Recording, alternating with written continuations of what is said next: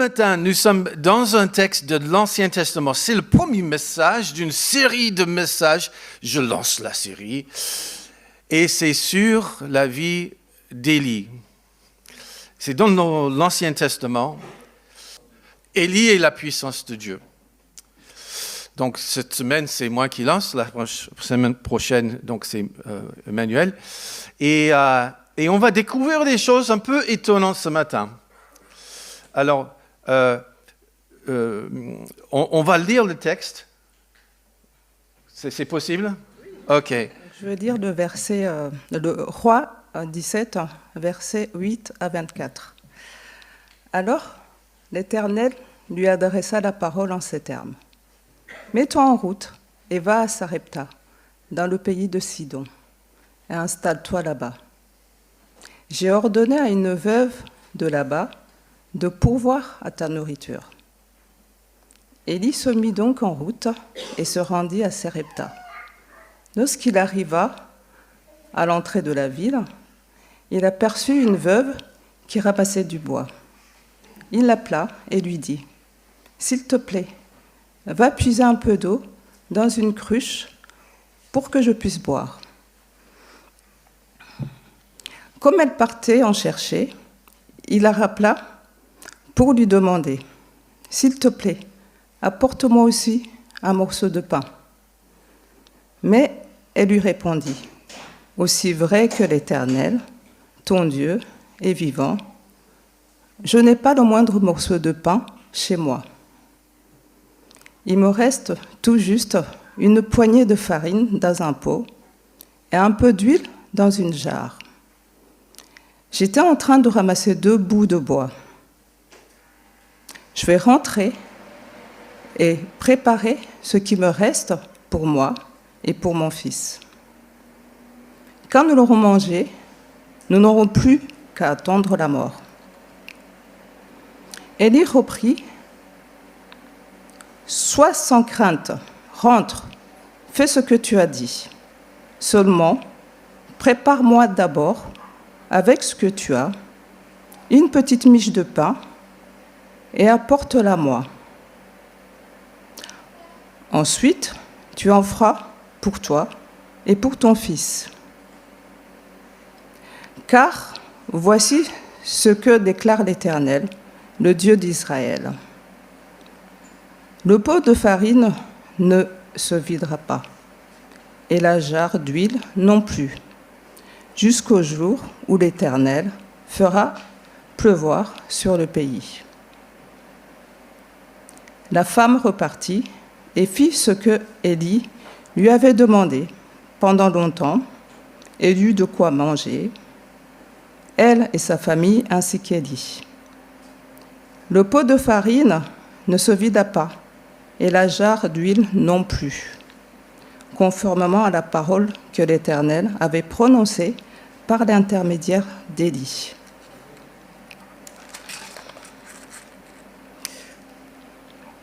Quelque temps après, le fils de la veuve, qui avait accueilli Élie, tomba malade. Le mal devint si grave qu'il cessa de respirer. Alors la mère dit au prophète « Qu'avions-nous à faire ensemble, toi et moi, homme de Dieu? Es-tu venu chez moi pour me faire payer mes fautes et causer la mort de mon fils ?» Il lui répondit « Donne-moi ton fils. » Il le prit des bras de sa mère, le porta dans la chambre haute où il logeait et l'étendit sur son lit. Puis il implora l'Éternel. « Ô Éternel, mon Dieu, cette veuve m'a accueilli chez moi. Est-ce que vraiment tu lui voudrais du mal au point de faire mourir son fils ?» Puis il s'allongea par 3 fois de tout son long sur l'enfant et implora l'Éternel. « Éternel mon Dieu, je t'en prie, veuille faire revenir en lui le souffle de vie de cet enfant. Et l'Éternel exauça la prière d'Élie.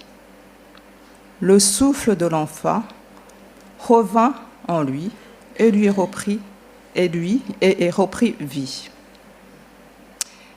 Élie prit l'enfant, le descendit de la chambre haute à l'intérieur de la maison et le rendit à sa mère en disant : « Viens voir, ton fils est vivant. » Alors la femme s'écria : « Maintenant que je sais que tu es un homme de Dieu et que la parole de l'Éternel que tu prononces est vraie. » Je constate que ce que nous voyons dans dans l'Ancien Testament, c'est quelque chose qui en fait est de l'actualité aujourd'hui.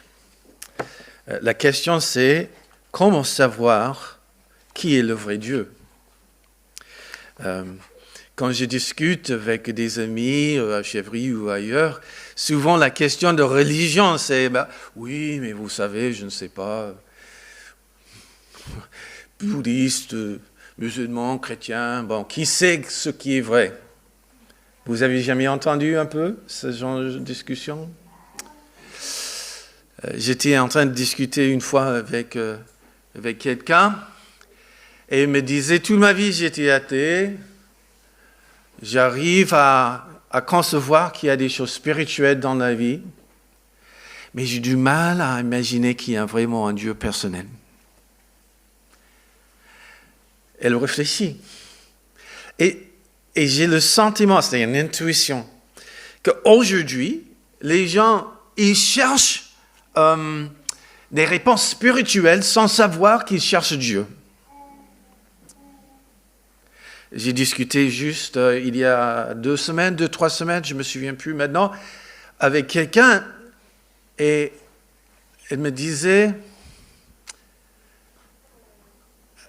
Je cherche quelque chose, je cherche Dieu, mais en tout cas, j'ai pris le ciel. Et je dis, le ciel, c'est... c'est quoi pour elle? Est-ce que c'est une énergie, c'est un sentiment de bien? Voilà. Et ce qui est vraiment super, c'est qu'on a pu vraiment discuter longuement. J'ai expliqué en long et en large que Jésus était venu pour nous porter secours, nous sauver, nous pardonner, nous donner une nouvelle vie.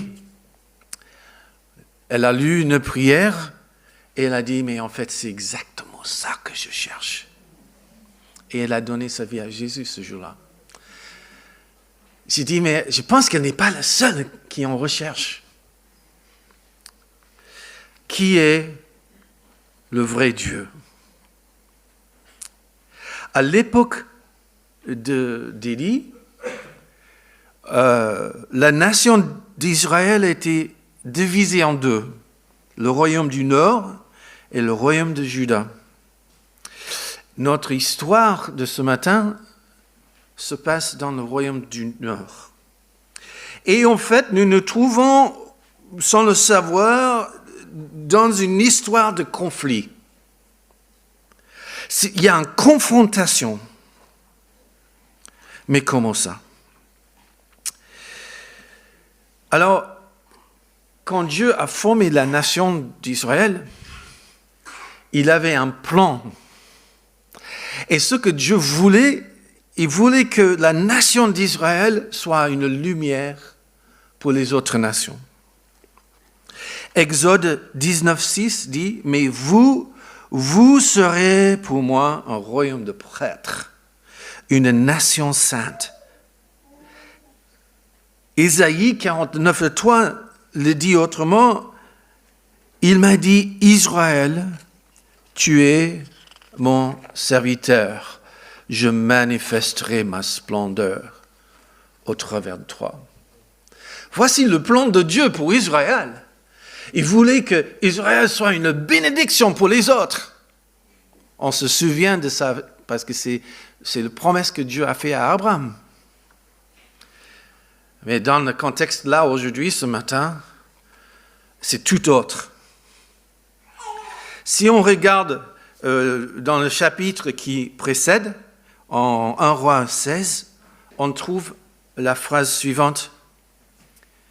Ahab, fils d'Omri, fit ce que l'Éternel considère comme mal. Et il fut pire que tous ses prédécesseurs.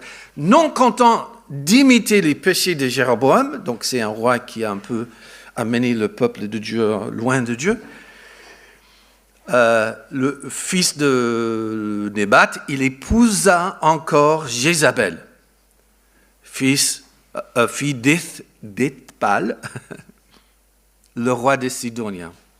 Et il alla jusqu'à rendre un culte au dieu Baal et se prosterner devant lui.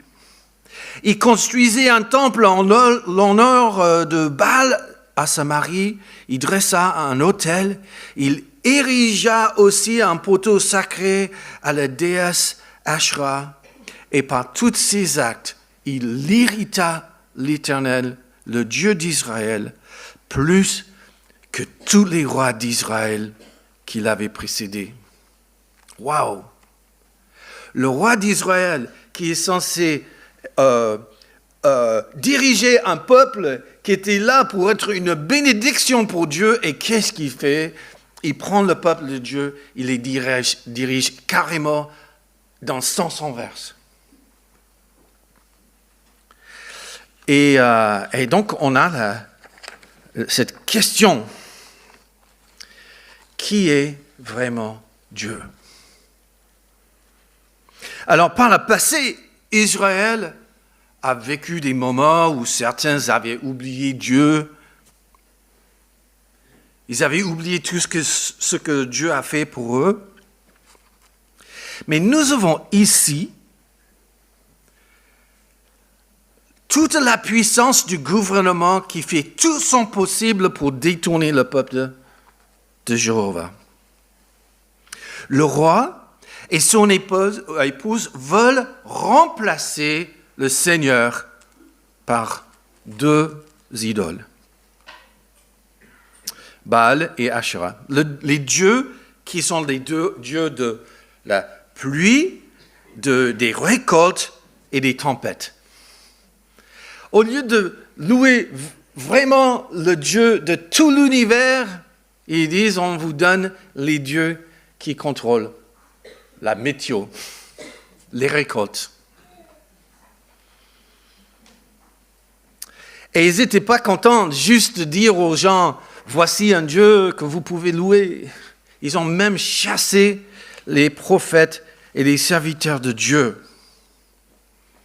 Seul restait le prophète Élie. Et au lieu de se cacher, Élie prend son courage aux deux mains pour confronter le roi.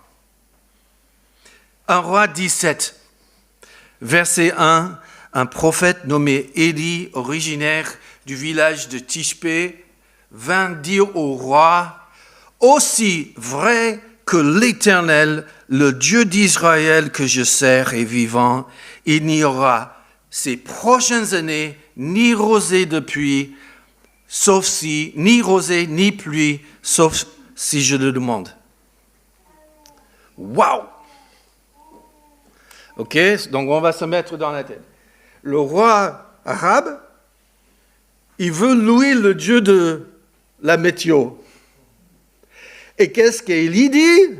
Ah ben justement, le Dieu vivant va empêcher que ça pleuve. Il y a une confrontation énorme. Qui est le vrai Dieu? Dans le livre de Jacques, verset 5-17, il dit ceci, « Élie était un homme tout à fait semblable à nous. » C'est vrai qu'Élie était parmi les plus grands prophètes d'Israël. Mais en fait, il était comme nous. Comme vous et moi. Il était spécial parce qu'il était entièrement convaincu de la puissance de Dieu et il s'est donné à 100%, mais en soi, il n'était rien de plus que vous ou moi. Et il pria avec insistance pour qu'il ne pleuve pas. Et pendant 3 ans et demi, il ne tombait pas de pluie sur le sol. Alors j'aime bien quand les gens ils prient pour moi, ils disent Seigneur, je prie pour Doug, que telle ou telle chose se passe, et qu'il s'arrive, et je dis ah oui, Dieu il est grand. Mais là, il a prié qu'il y a en fait la sécheresse. Ah, j'ai jamais prié pour ça. Mais il a prié. Pourquoi?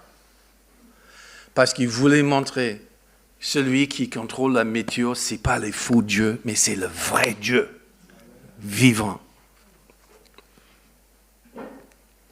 Après cela, l'Éternel dit à Élie. Alors, juste en parenthèse, mettons-nous à la place d'Élie. Ok, Élie, tu iras confronter donc le roi.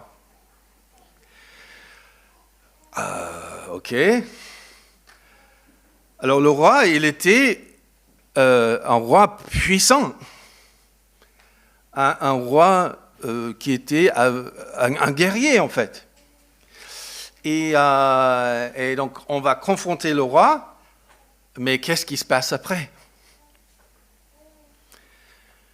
Alors il ne dit pas dans le texte ce qu'il y pense, mais voilà, c'est sûrement pas un truc gentil qui s'est passé après.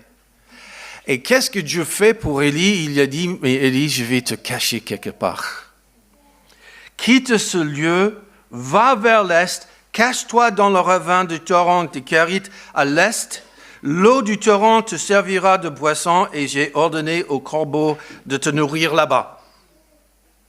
Élie partit, il s'installa. Matin et soir, les corbeaux lui apportent du pain, de la viande, et il s'est désaltéré de l'eau de torrent. Juste une première réflexion. Notre obéissance est essentielle quand il s'agit de la grâce protectrice de Dieu. Si on veut vivre pleinement au centre de la volonté de Dieu, il va falloir qu'on soit prêt à le suivre même quand c'est difficile.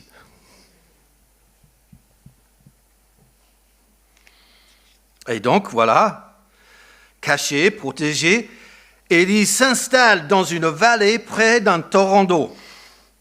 Le roi ne va pas pouvoir le trouver.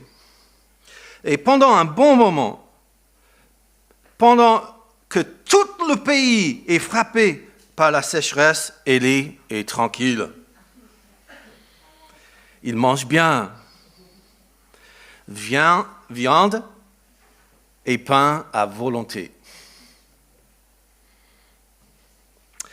Mais en fait, toute bonne chose hante une fin. Parce que nous lisons en verset 7, au bout d'un certain temps, comme il n'y avait plus de pluie dans le pays, le torrent se dessécha. Et voici notre contexte. Et qu'est-ce qu'on fait quand on suit Dieu et on fait le nécessaire et on voit le miracle de Dieu dans nos vies et puis on arrive au bout et on dit « Ok, maintenant Dieu est quoi ?» C'est là où nous sommes en 1 Roi 17. Et donc, alors, l'Éternel lui adressa la parole, « Mets-toi en route vers Sarepta, dans le pays de Sidon. » Et donc, ce que nous allons voir ce matin, dans le temps qui nous reste, c'est en fait que Dieu se manifeste dans nos vies et dans le monde pour nous montrer sa grâce et pour nous montrer qu'il est le Dieu vivant. Mais non seulement pour nous, mais aussi pour les autres autour de nous. Il y a 3 leçons que je voudrais suggérer, que nous pourrons retirer de ce texte. Premièrement, le vrai Dieu se révèle dans la faiblesse et le besoin. Personnellement, je n'aime pas être dans les situations difficiles. Je préfère avoir tous les moyens nécessaires pour accomplir ce qu'il faut faire. Et parfois, Dieu, il dit, je vais pouvoir, mais pas encore. Et il appelle Élie à quitter donc un terrain hostile, parce qu'il faut savoir que le roi, il le cherche, pour le ramener dans une ville qui s'appelle Sarepta, qui, vraisemblablement, n'est pas mieux. Donc, Élie, il est prêt à partir dans une ville en terrain hostile. La ville de Sarepta, en fait, c'est une ville qui est une ville portuaire. C'est un lieu où ils disent que ça veut dire ville ou lieu de fondeur ou raffinerie. Et donc, c'est intéressant parce qu'en fait, Dieu, il va le raffiner dans cette ville. En 1 roi 18, on va voir que Élie fait des choses, mais vraiment époustouflantes, mais il n'est pas encore prêt. Et donc là, on est en 1 roi 17. C'est le pays du papa de la reine Jézabel. Donc Jézabel, elle importe ses faux dieux de chez elle en Israël. Eh bien, où est-ce que Dieu envoie Élie? C'est justement dans ce pays-là. C'est un pays étranger. C'est un pays loin de Dieu. C'est un pays aussi frappé par la sécheresse. Et c'est peut-être pour cela que quand Élie arrive pour discuter avec la femme, elle dit, mais en fait, c'est pas grand-chose. Une poignée de farine, un peu d'huile, et après on va mourir.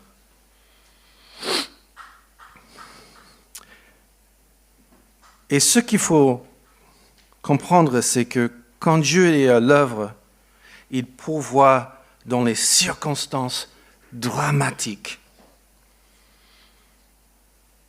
Jésus nous raconte en Luc chapitre 4 l'histoire d'Élie. Et voici ce qu'il dit.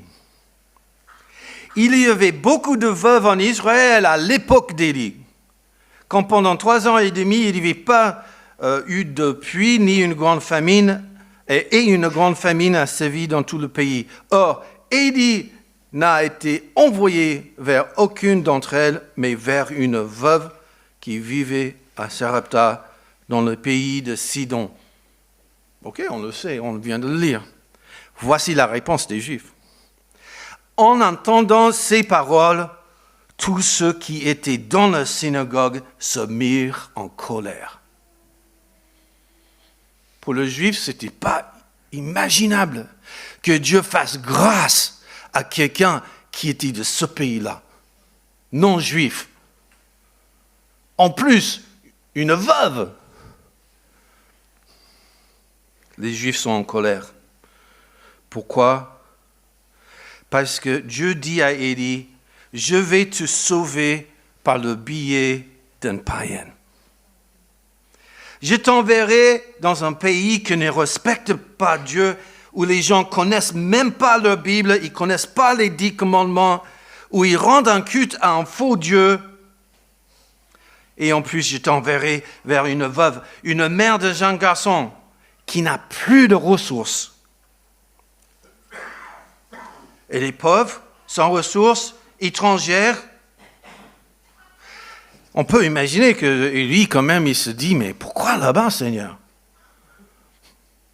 Là, ça n'a pas trop de sens. Mais nous savons, c'est parce que Dieu allait faire de grandes choses grâce à cette veuve. C'est par elle qu'Élie va être sauvé de la famine. Et je dis encore plus fort, et c'est le point de Jésus, c'est parce que Dieu aime l'étranger. Élie demande un peu d'eau, un morceau de pain. La dame explique sa situation. Elle reconnaît qu'Élie est un homme de Dieu vivant. Et c'est intéressant dans ce texte.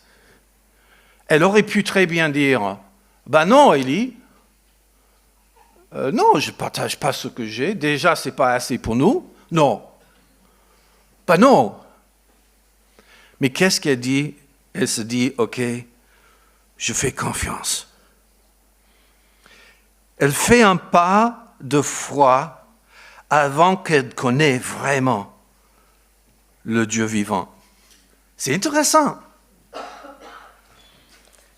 Alors, il y a un psaume que j'aime beaucoup, le psaume 34, verset 9. Voici l'invitation de Dieu. Goûtez et constatez que l'Éternel est bon. C'est l'invitation que Dieu nous fait et c'est ce que cette dame a fait. Et le résultat, c'est que Dieu multiplie chaque jour la farine et l'huile. Dieu, il a de la compassion pour cette femme, même si elle n'est pas juive. Et Dieu veut qu'Élie reste avec elle. Et au fur des mesures des temps, des mois qui s'écoulent, il développe une relation avec cette femme et son enfant. Alors, qu'est-ce qu'on peut apprendre de cette histoire? Il y a plusieurs choses, mais parfois Dieu nous amène dans les circonstances ou avec les gens qui nous rendent mal à l'aise. Et il le fait pour le bien de l'autre et aussi pour notre bien, malgré le fait qu'on n'est pas pareil, malgré le fait qu'on est différent l'un de l'autre. Dieu veut que nous soyons une bénédiction.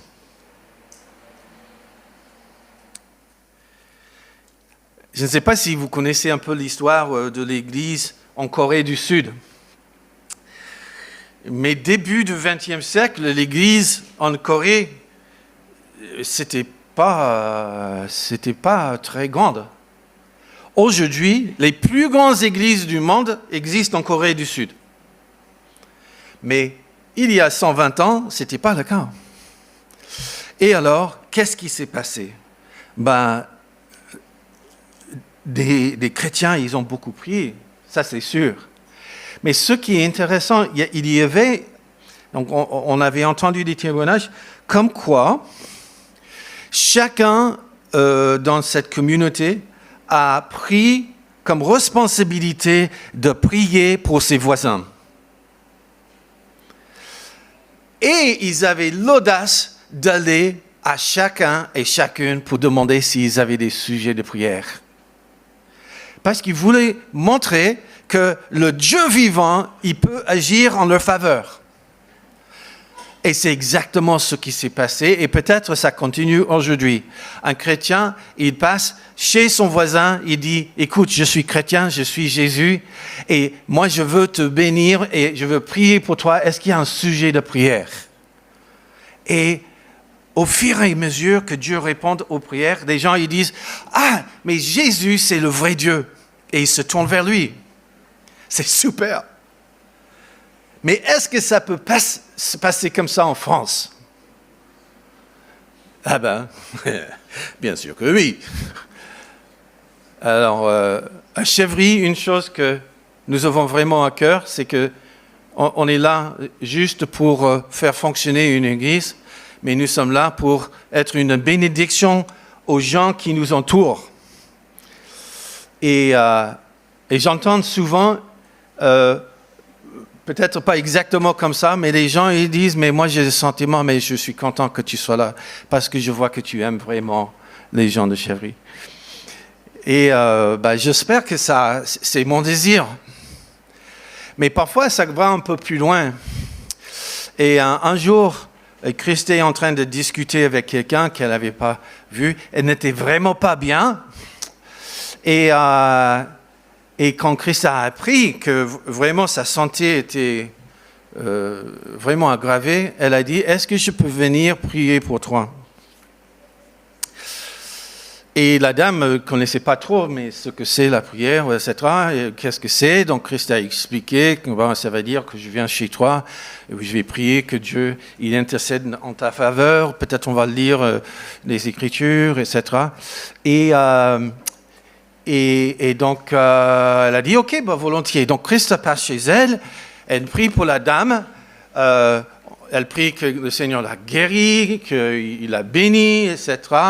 Et elle quitte la maison et elle s'était dit, mais est-ce que Dieu il a agi ? Qu'est-ce que... Zéro retour. Et elle se dit, peut-être elle est morte. Vraiment, c'était un truc où elle ne savait même pas. Et un jour, elle est en train d'enseigner l'anglais et la dame, elle passe devant la porte. Eh, que ça, je veux... Oh, elle est vivante, c'est bien, ok.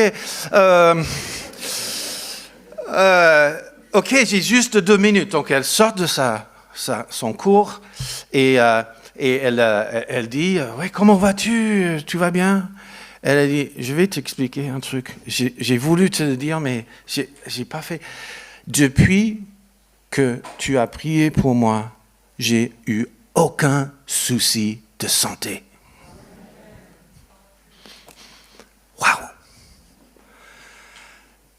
Elle est venue à l'église. Elle ne savait pas trop quoi faire avec l'église. Mais Dieu avait touché cette dame. Et maintenant, de temps à l'autre, les gens ils viennent vers Christ pour dire, j'ai un souci, est-ce que tu veux bien prier pour moi ? C'est parce que... Alors, une dame a dit, ah oui, parce que les prières de Christ sont puissantes. Eh bien, c'est le cas, mais bon... non, mais le vrai truc, c'est qu'en fait, c'est pas que Christa est une puissante guerrière de la prière, c'est en fait que nous avons un puissant Dieu qui écoute nos prières.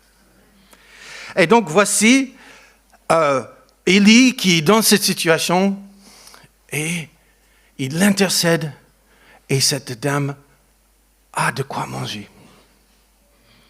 Élie passe autant de temps avec elle.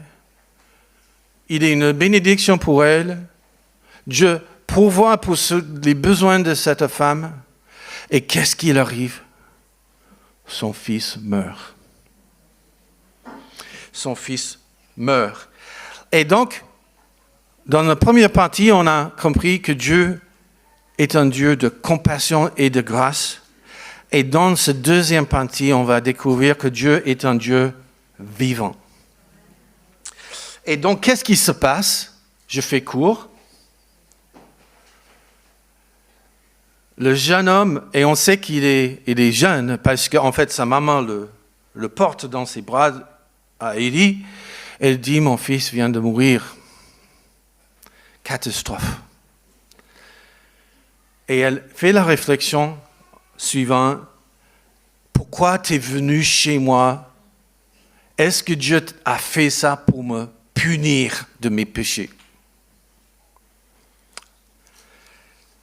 Et on ne sait pas. Et Élie, qu'est-ce qu'il dit ? Il ne sait pas quoi dire.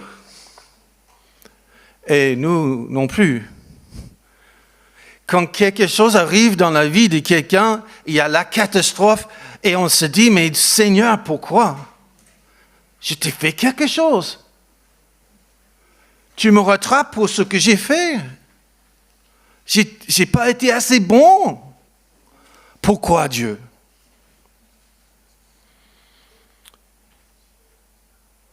Et il ne répond pas. Il ne sait pas non plus Mais qu'est-ce que tu dirais à quelqu'un qui te pose la question? On peut faire comme Élie. Élie se tourne vers l'Éternel et il dit, « Éternel, mon Dieu, cette veuve m'a accueilli chez elle. Est-ce que c'est vraiment que tu lui voudrais du mal au point de faire mourir son fils? » C'est une super prière. On n'a pas la réponse, on se tourne vers Dieu. Et puis, il intercède à sa faveur et il s'allonge sur l'enfant et 3 fois il prie et Dieu exauce sa prière. Et l'enfant revient à la vie. C'est la première fois dans la Bible où on voit que quelqu'un se ressuscite. C'est la première fois. C'est pas comme Élie aurait pu dire « Ah oui, j'ai lu l'histoire de Jésus quand il était avec son ami et puis il a dit, donc il l'a fait pour lui, donc il peut le faire pour moi. » Non. Mais tout ce qu'il peut faire, c'est prier Dieu. Et c'est parfois tout ce qu'on peut faire.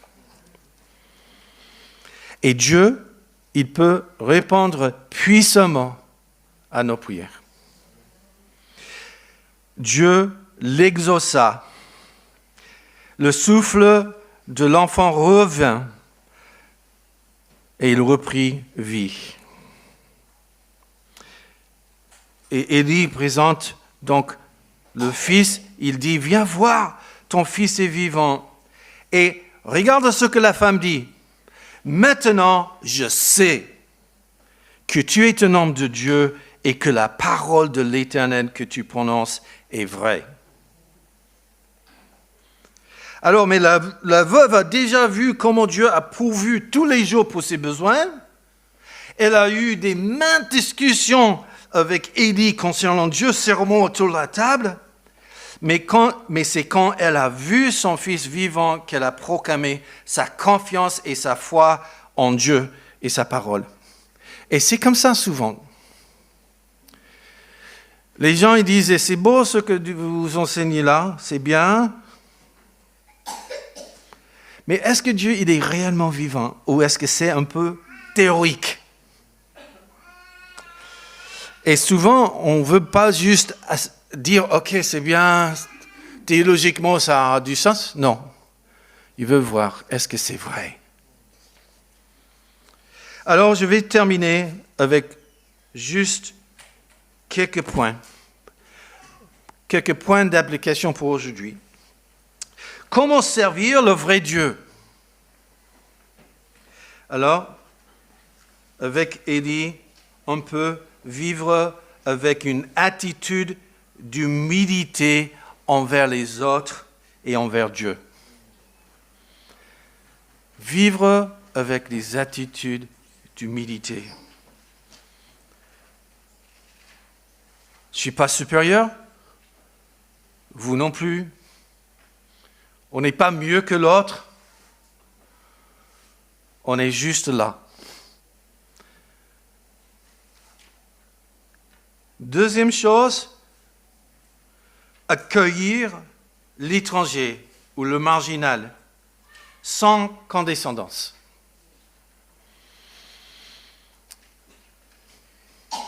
Laissez le Seigneur communiquer son amour à travers de vous, à travers de nos vies. Troisièmement, il faut voir la résurrection. Alors, devenir chrétien, ce n'est pas juste un truc théorique, comme je dis. C'est rencontrer le Christ ressuscité. Et en fait, nous montrons la puissance d'une vie ressuscitée. Galates 2, si vous avez c'est un dernier verset. Galates 2, 19 et 20. Voici ce que Paul dit. J'ai été crucifié avec le Christ. Ce n'est plus moi qui vis, c'est le Christ qui vit en moi. Ma vie en tant qu'homme, je la vis maintenant dans la foi au Fils de Dieu qui, par amour pour moi, s'est livré à la mort. à ma place.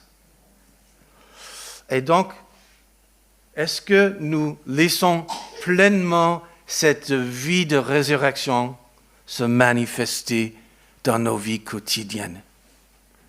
Parce que la vérité, c'est que ce Dieu vivant qui a fait ressusciter cet enfant a fait aussi ressusciter Jésus-Christ. Et il vit dans le cœur de tous ceux et celles qui mettent leur foi en lui. Seigneur, aide-nous à vivre notre foi pleinement, mais nous admettons que ce n'est pas nous. Ce n'est pas nous la clé, c'est toi, le Dieu vivant. Et nous demandons, Seigneur, que tu te manifestes puissamment dans nos vies, que tu nous aides à savoir comment prier. Et Seigneur, aide-nous à te suivre fidèlement. Au nom de Jésus. Amen.